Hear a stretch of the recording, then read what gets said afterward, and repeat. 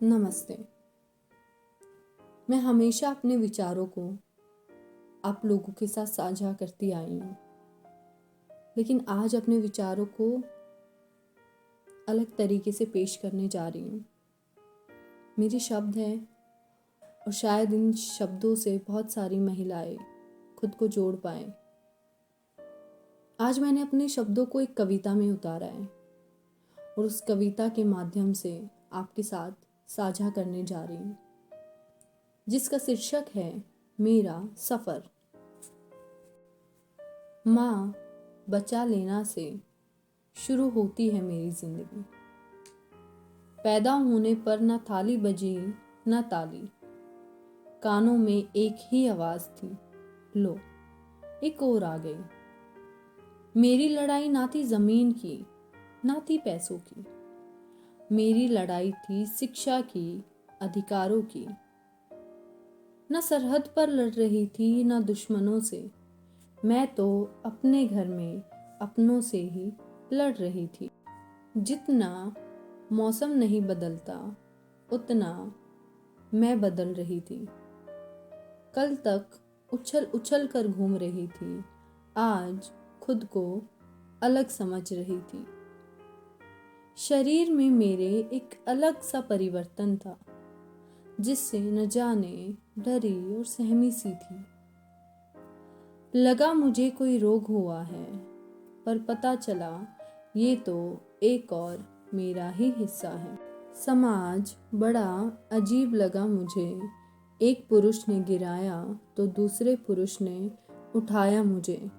चलती राहों में अनजानों ने ताना भी कसा और नीचा सा दिखाया मुझे।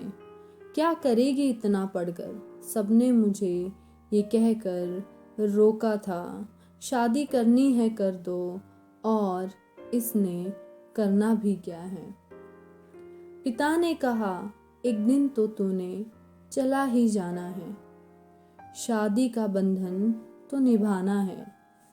शादी कर ससुराल चली, छोड़ अपना आंगन किसी और की हो चली। धीरे धीरे सब कुछ छूट रहा था, मानो अपनों का हाथ और साथ छूट रहा था।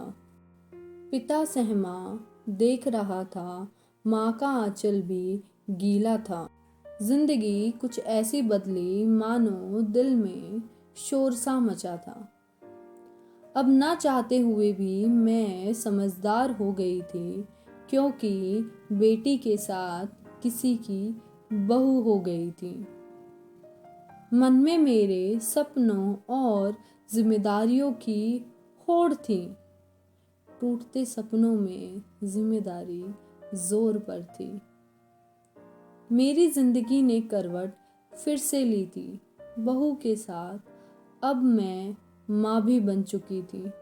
देखती जब भी बच्चे की ओर, उठती फिर से सपनों की आस थी।